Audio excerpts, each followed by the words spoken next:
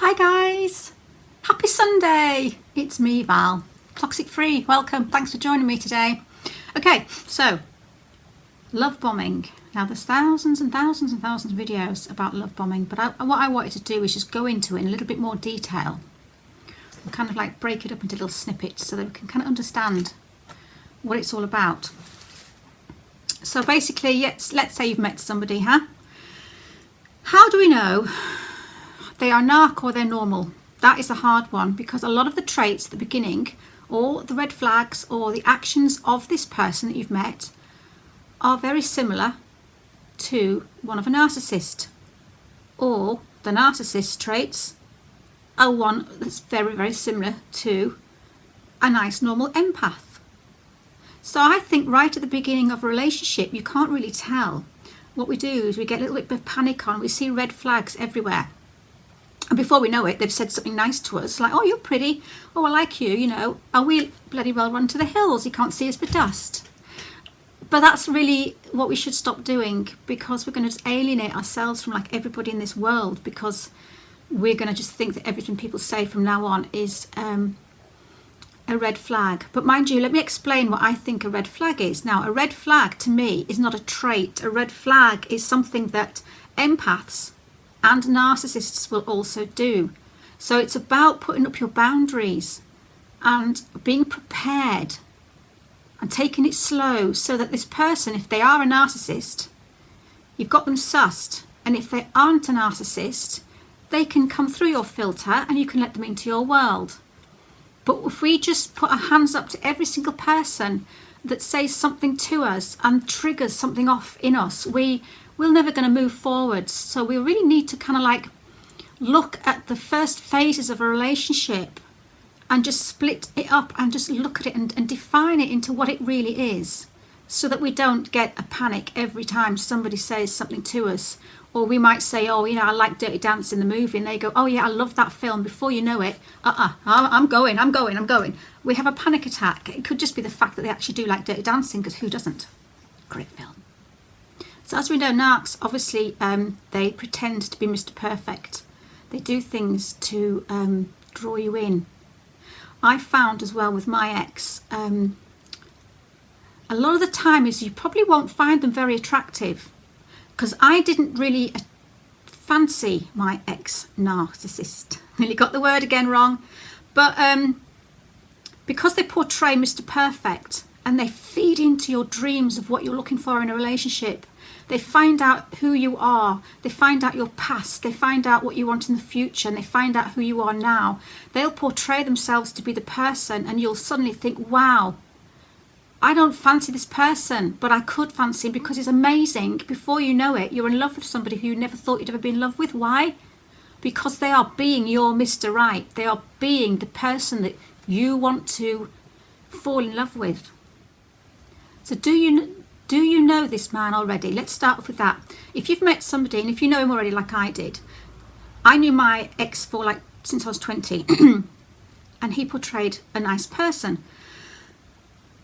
It's only when you are the chosen one, and it's only when that you are on the other side or the inside of the mask will you actually see who the real person is. Because people said to me, how come you didn't know who he was and what he was like? It's because they portray an image. So when you first meet somebody, and if you've known them for a long time, you've been one of the friends that he's been portraying as Mr. Perfect. As soon as you are the victim, you will see the real side of him. Be careful if it's a long distance relationship. They like these. Narcissists, this is why there's a lot of narcissists on Facebook. Well, not on Facebook, but they will catch you over Facebook if they see lots of quotes on your site and you don't have it privatised.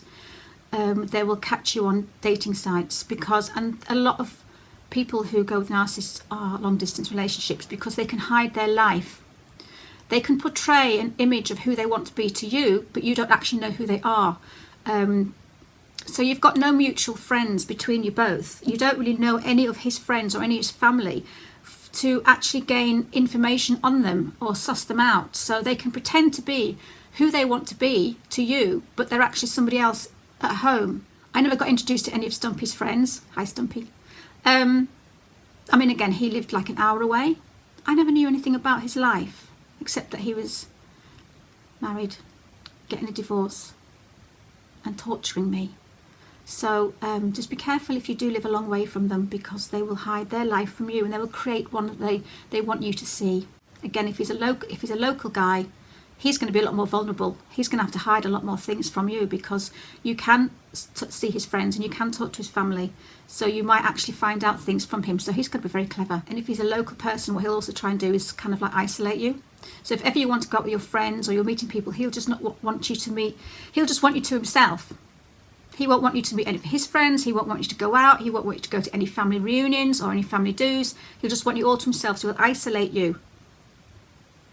That's how they'll do it when they're local. They'll isolate you from your friends, and they'll sulk when you want to go out, and they'll just make you feel like shit. It's basically love grooming. Now I've written something here. Love grooming. Grooming is when someone builds an emotional connection to build trust for the purpose of abuse.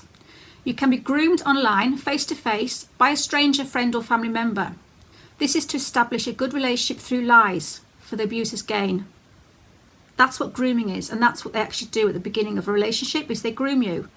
I was groomed for 23 years. Wow. He had the upper hand on me because he knew everything about me. Narcissists mimic empaths, but empaths can be mistaken for narcs. So yeah, normal or narc. We just have to tread carefully. Remember, at the beginning of a relationship, a narc will mimic an empath. An empath will not mimic a narc. The traits that they are putting onto you are of an empath, which is why we get confused and we get lots of nice people in our lives, but because they're an empathic person, we suddenly see them as a narcissist, but they probably are nice. And you don't want to push people away from you continuously because they're being an empath, but you associate that with being a narcissist, because it's going to get us nowhere. So the things to look out for when you meet somebody, first of all, questions. What they'll try and do, like I say, Stumpy already knew me, so he didn't really have to ask much, you know. But what they'll do, they'll start asking you questions. What's your favourite film? Who's your favourite actor? You know, what turns you off in a guy? What kind of guy do you look for? What was your ex-boyfriend like? They're not going to read it out like that, like they're on some kind of, you know, interview. But they will sneak these questions in, and you won't actually know they're asking them. You'll just think you're having a nice conversation. Now, this is the difference to an empath. An empath will ask these questions. It's like, again, narcissist or normal. We don't know. Because an empath will ask the same questions. Why? Because they're really interested. And they're intrigued in you. And they probably really do like you. So when they start asking you questions, what do? Trigger. Narcissist, we run to the hills because we think, oh my God, they're asking us questions. But no, again, remember, the narcissist mimics an empath. So we think every single question that has been asked is because they're a narcissist trying to copy us, trying to find things out and trying to be Mr. Perfect, but they're probably just an empath. So again, a red flag. Remember, a red flag is a warning. A red flag is something that can be both narcissist or normal. It does not mean that they're a narcissist. Traits. If you get traits which are further on in the relationship, the traits are a warning of a narcissist. Red flags aren't. Red flags are narcs mimicking empaths. I'm not trying to rewrite the red flags, but I'm just trying to simplify the fact that red flags, if you get a red flag, don't run. It doesn't mean they're a narcissist. It just means bloody well, be careful. So narcissists, they'll seek information to use against you. A normal relationship or an empath asking you questions is because they're actually intrigued and they want to know. Whereas the narc, like I say, everything he's asking you is for further use down the line. They're going to use these things that they find out about you to manipulate you. They'll find out your issues, they'll find out your demons, they'll find out your past relationships, they'll find out what you want in the future. They'll find out a lot of things, but they're not being used for a good cause, which is to find out stuff about you because they like you and they're intrigued. They're finding this stuff out because they want to manipulate you and use it against you. So they'll use your information to create the perfect man. And they'll pretend to care. They'll pretend to be empathic. They're just mimicking. They'll say they've had similar situations to you so that they can relate. You know, you could say something like, oh, I broke my ankle when I fell down some stairs, you know, back in, 2 years ago. Oh my God, yeah, I did that. I broke my leg. But because they want to, it's a strange example, I know, but they just want to have something to relate to and common to. So anything that's happened to you most likely will have happened to them. So watch out for that, because they just want to get on the same wavelength as you.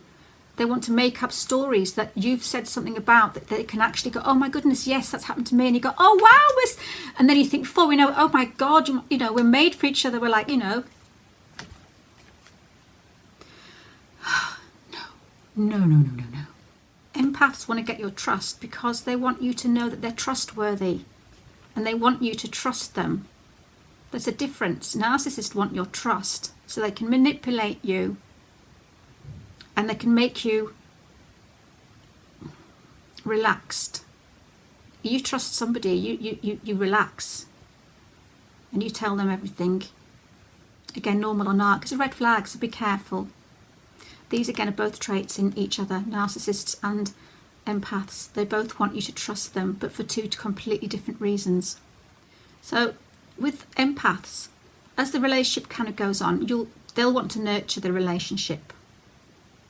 Narcs will act like they want to nurture a relationship, but they don't. So you might get a gut feeling. You might get something that's telling you inside. Now, I didn't get this gut feeling because what happened with mine was I knew there was something wrong. And I knew that what was going on was... See, my gut feeling was probably changed round to being my issues. So I blamed myself. So I didn't have any gut feeling to kind of go off. I would now. If I got a gut feeling now, I'd know exactly what my gut feeling is. But back then it was me. It was blamed on me. It was, Val, you've got too many issues. Val, stop tarring me with the brush of your exes. You know, Val, you've got to calm down. And I was always thinking it was me. So that gut feeling, I actually blamed on myself. And what I was doing is I was living in the present that was hell. And he would keep showing me a future which was heaven. Oh, let's get married on Bermuda Beach, things like this. So what I was doing, I just kept following this little carrot that was dangling in front of my eyes, but he kept moving away. And he would keep moving the goalposts wider and wider. And after a while, I had to give up on that future. I had to say, no, I can't do this anymore, because the present time, I was sick. My future was a future that never seemed to come anywhere near me. So after a while, I did have to say, look, I either carry on chasing this carrot and get sick, or I just let this carrot go, let the future go, and I have to save myself. I could not keep on putting myself in jeopardy, chasing a dream that was never happening. You should be in the moment. You should be having great times in the moment. If you're not having a great time in the moment and all you're doing is you're being told the future will be better, the future will be better, it doesn't freaking matter. It doesn't matter. The now should matter. The future is something that will come in time. You shouldn't have to have a goalpost. You shouldn't have to have the carrot dangling in front of your face. Your life should be happy now in a relationship. If you're not happy now in a relationship and all they keep doing is dangling that carrot in front of your eyes and moving the goalposts every time you get towards something you think that's going to get better and better and it never happens, but you're going through absolute shit, you need to think, do you know what? I can't live my life based on the future. And that's what happened to me. I had to just quit. So when I finally got discarded, I let the discard happen. I let it go and I said, okay, because I knew that this future was just fake. It was fraudulent. And as we know, narcs lie. So they'll lie. They'll portray Mr. Perfect and just be the perfect man. They will tell you a little bit of truth. They will throw the odd bit of truth in there occasionally. If they think that you're kind of waking up to their lies, if you think that, you know, if they think, oh God, she's going to kind of realise that something's going on here, they will throw the odd bit of truth in. It'll just relax you. And if you see the odd bit of truth, you start thinking, oh, maybe it's just me. He's a nice guy. No, the little bits of truth are basically just directing your attention away from the lies. So whilst they're telling you a little bit of truth, behind the scenes, further on down the line or wherever, there's lies, they're directing you to look at the truth, and they're averting your attention away from the lies, and they're saying, yeah, but this is, you know, can you see where I'm coming from? It's covert. It's covert. They do it. They get your attention away from the lies by telling you the truth. So if you start getting love bombed by a narcissist, what you need to look out for is things like a narcissist will proclaim their love for you very early on. Now a human can do that too. A normal person can do that too. But again, it's a red flag. It's not a trait, it's a red flag. Narcissists are telling you they love you because they want, again, you to fall in love with them and to feel relaxed. A normal person, a human, if you want to call them humans, they will tell you they love you, maybe because they just want to fall in love easy, maybe just because they do actually love you. But then again, you see, there's no need to run to the hills just then. Just hold back. Just hold back. Set boundaries.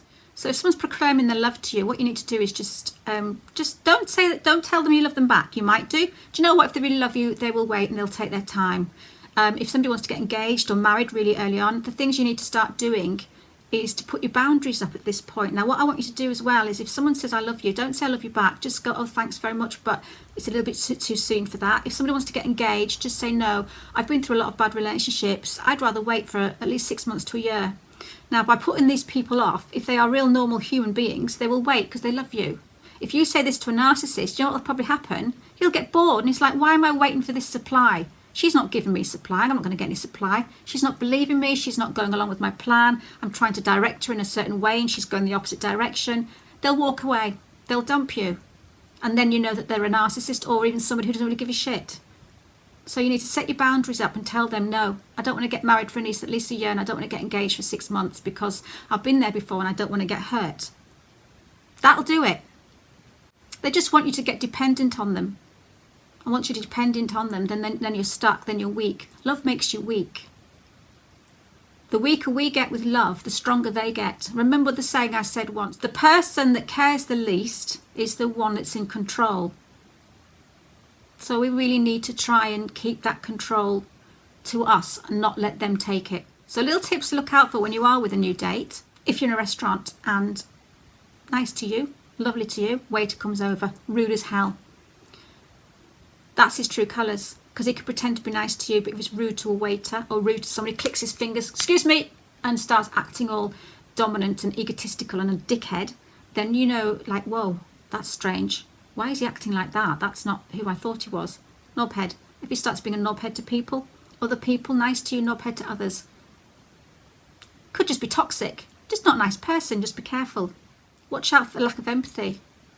If you're sick or if someone in your family member's sick and you need to take a time off or you need to go and visit them for the weekend, they won't want you to go. They'll be going, oh, where are you going? Why are you going? Why are you leaving me? They need to be empathic to you. And if you need to go and see a family member or you've had someone who's passed away or something, you'll not get empathy from them. Or they'll pretend at first. So watch out for the lack of empathy. Watch out for them talking about other people rudely. Ex-girlfriends, obviously crazy ex-girlfriends. Friends that annoy them. People that annoy them. Just rudeness, just talking about other people in general that's just not nice. Because that'll be you next time. When he's talking to somebody else, he'll probably be talking about you nasty. So just watch out for that. A nasty person can be, rude to other people and nice to your face. A nice person will be nice to other people and to you. We need to start looking at that and realising that. Again, if they have a tragedy in their life, if something happens in their life, they'll focus on them. Watch out for that. If they've got somebody that's poorly sick, someone in hospital, it won't be, oh, I've got to go and see them. It'll be, oh, it's me. Oh, my goodness, I can't believe this is happening. I'm so upset. There'll be little statuses all over Facebook going on about how sad he is and how upset and hurt and how he's so worried. He'll be milking the responses. He'll be milking the comments. It'll be about him. It won't be about the person that's sick and his family. It'll suddenly all be, he'll use the person who's sick to play the victim. It'll be all about him, not about the sick person. So they'll want you to feel sorry for them rather than the actual person who's sick. Don't invest. Don't invest too soon. Don't be taken in by love bombing. Listen to it, but don't be taken in by it. If it's real love, it'll work out later on in the relationship and you'll realise, and this is the thing, it's so hard. It's like we all love to be loved. We all love that, and it's a shame that these pathetic losers have ruined a lot of nice things in the world. They've ruined the word I love you. They've ruined the word you're the one. They've ruined the sentence will you marry me. They've ruined a lot for us because every time that someone says something like that to us, we see it as a trigger, as a red flag, and it's horrible. But this is how we are, and this is how you have to be to protect yourself in life now. It's not nice. So don't invest in anybody. It's hard because we may come across as some nice person, as a real hard, negative person, and that somebody's not giving back as much. But we're just going to have to do that. And if they really like you, they'll fight through our boundaries and they'll try and get us. And if they don't, they're not bloody worth it. So yeah, if you tell them you don't want to get engaged too soon, if you're with them 2 years later and they haven't shown any more signs or traits, then that's fine. Then you've kind of got through that worst part of a relationship when you know that they're probably okay. They're not a narcissist. But we just need to put boundaries up for the beginning of relationships. Look out for things. The red flags are not traits. The red flags are warnings that this is a trait of an empath and a narcissist. It's love fraud. They'll pretend that you're the best thing that's ever happened to them. This is the love bombing stage. They'll be typing on all your statuses. They'll be liking all your photographs, be liking all your pictures. We've been there. We know that. A lot of videos have said all this. They'll be texting you every morning. We're flattered. We're flattered. We get that buzz. You see, they see love as infatuation. They don't know what love is. Infatuation's like, you know, a child with a new toy, because they are a child with a new toy. So they'll get infatuated and they'll get excited with a new relationship. It's like a new challenge, a new quest. And they get bored easy as well. After a while, they'll get bored of us if we put our boundaries up. And if they're a narcissist and they've got somebody who's been through a narcissist relationship before, who knows the game, who knows the rules, they'll soon leave us, which is good, because we're not going to play their game. We know their game. So again, a narcissist will get excited and infatuated with us. An empath will get excited and infatuated with us, but there's two different things there. One's in love, one loves you, one wants a future, and one wants to just use you as supply and destroy you. We need to work out which one's which. We need to have that filter, because right at the beginning we're never going to know which one's which, normal or narc. We don't know. So they need supply from us. That's the thing, and we want supply of them, and the supply that they give us is the false empathy, the false love, the attention. That's what they give us. So that is supply to us. They supply us with what we want and what we're looking for in a person, but it's all false. And yet we supply them with the attention. It's a two-way road. They pamper us, they treat us kind, they're nice. We do the same back. The amount of money I spent on a somatic narcissist, the amount of stuff that I bought for him, and I gave him stuff, hair waxes from the salon, and I look back now and I think, you little bastard, you've gained so much from me in such a short time, and you didn't like me, you didn't want me at all. I was just a supply. But his kindness to me and his niceness to me was something I was looking for. It does my head in. You know, they give us hope for a false future. Please, just take your time. Do not invest in any new relationship. So while they get stronger, we just get weaker. They get stronger because we love them, and we get weaker because we love them. And then they control us. And we give our hearts to the vile, most despicable man on this planet, or woman, and we don't know it. But we'll know it once the traits kick in. So just don't invest in relationships yet. Put your boundaries up. Tell them you don't want to get engaged. Do all that first, and if they really do want you, they'll wait. Once they have our love, we're trapped. We're trapped. Love's such a strong thing. Love can just make you so weak and so vulnerable, and that's what they want. So I'm going to end here. I just wanted to kind of mention that red flags aren't always traits. So don't panic and run to the hills at the first time that someone says, I love you. We're going, oh my God, shit. Just go, thank you. But I'm going to take my time with this one, please. And then we can go from there.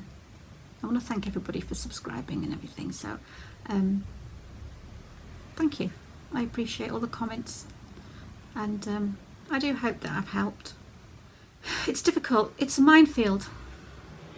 It's a minefield out there. You just don't know what you're stepping on. All right. Stay safe.